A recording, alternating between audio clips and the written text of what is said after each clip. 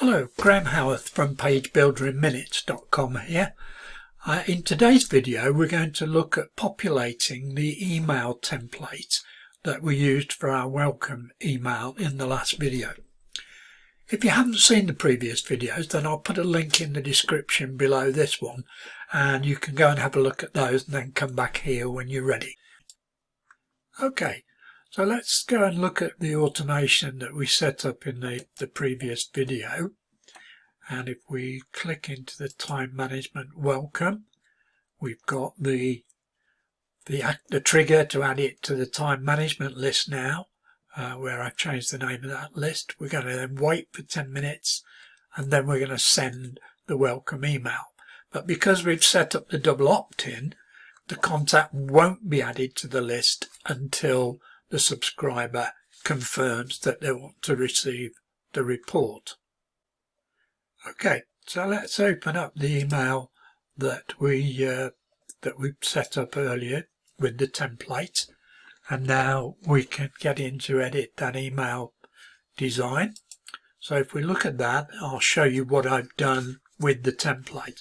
So I've added my own name in here.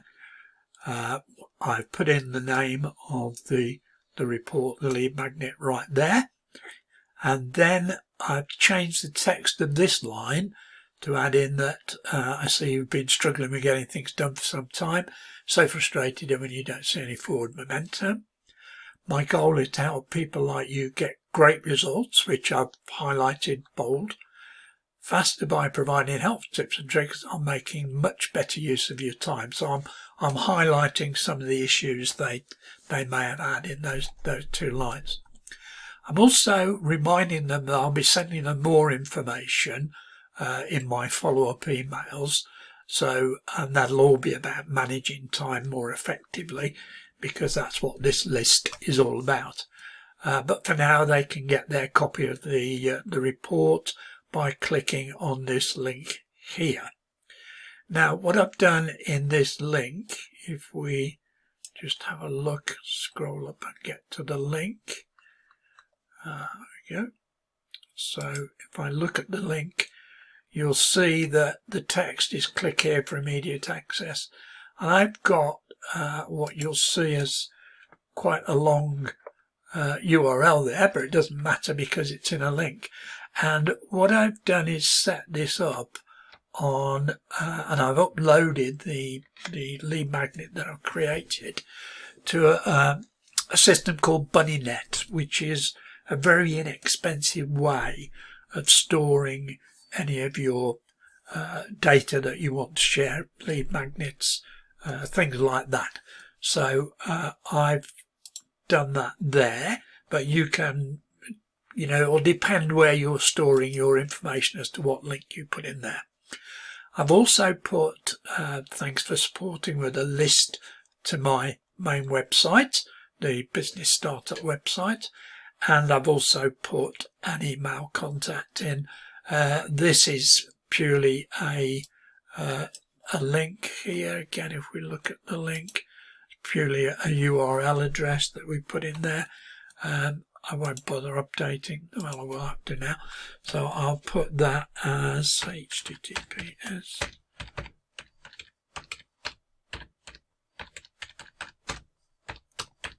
So there's the link to my and then we've also got the email here. So if I look at that link, what we do there is, it's already picking it up, but it's mail to : and then the email address that I want them to reply to. So we'll put that back in as well. Okay, so if I save and close that, then we now have the email set up as we want it to appear. So I can now start the automation. When I do this, it's actually going to show me some errors. And I've done that deliberately. So if I start, then you'll see it says your automation contains errors. This is really quite good. It's Email Octopus doing some checks for you so that you can see that the welcome email is actually now bound in red. So if we go back into that, at the top of the email, it will see that it tells me you need to include an unsubscribe link. Now this is good practice to have this in every email that you send out, and you do that by inserting a merge tag, which is one of these here. So if I position my cursor down here, just give me a little bit of space, and then I will go to the merge tags and I will select the unsubscribe. Let's just tell me what they are. So if I go up here and then select the unsubscribe tag, if I scroll back down again now, you'll see I've got unsubscribe from this list, and that will be a list to the unsubscribe email that we set up earlier. Okay, so if I now save and close that again and we press the start, you'll see it still tells me I've got an error, so there must be something else missing. So again, if I click on there, it will tell me that I need to include my address.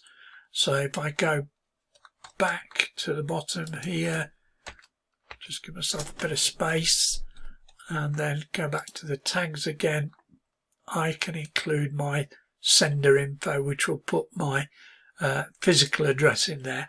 Now I actually don't have my own physical home address in there.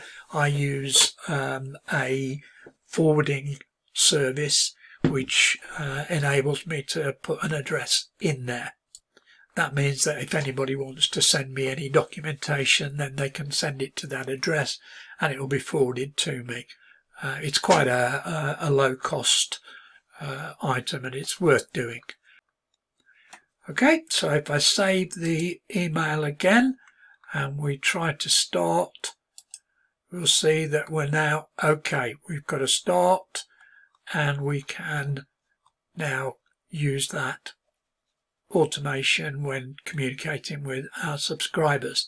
If you subsequently want to make any changes to your email, if I try to select that now, it will go into the email, but I can't actually change the edit. So if I close that down, what I need to do is pause, and then if I select the email, then I'll be able to edit the design. Okay, so we'll just come out of there. So it's important to remember that if you want to make any subsequent changes. Okay, so we start there, and that means that is now active. So as soon as somebody enters their email address, it will now send them the double opt-in email, and then it will go into the automation. Okay, so let's go to our landing page now. We've saved our changes, so that's okay. So if we go into the landing page itself, we can open that landing page, and you'll now see that we've got the URL looking like a subdomain of my main website that I want to use, rather than a page on Email Octopus. So if I now scroll down to here, I will enter my details. I'll just pause the video while I do that. Okay, so I've entered those details now. When I'm testing pages like this, I always use just a Gmail email that I set up just to use for testing purposes, really. Saves cluttering up my main email addresses. So I've entered my details in there. We're now going to click on here, which is the fact they're confirming they'd like to receive more information, and then we press the button, and we will now see the immediate thank you message that came up because we chose to display a message rather than redirect to another URL. You can do either. Okay, so I'll just pause the video now while we wait for the email to come through, the double opt-in email. Okay, let's just go back into Email Octopus a second, and if we go to our list, time management list. Then in here we've got a status, and currently what we've got is we're only seeing subscribed visitors, but if we use the click down here we can see pending, and you'll see that the details I entered are showing in there as a pending item. Now that's because we've got the double opt-in set, and until I actually click on that double opt-in I won't be seen as a subscribed member of that list, and that is the thing that will kick off the automation. Okay, so let's go to my email and we will see that I have got this email come in here, the one that we set up for the double opt-in, and if I do nothing with that I'll still remain pending on that email list. Okay, but if I now click the button, okay, we've got the message that the subscription has been confirmed, and if I go back to Email Octopus now and refresh that page, we will see that I've come through now as a subscribed member of that list, and the pending list is empty. Okay, so I'm now subscribed. I can see the details there. If I now go back to my automation, just a reminder that when we set up the automation we have the trigger here, and we've now been added to the time management list, but the system will now wait 10 minutes before it sends that welcome email.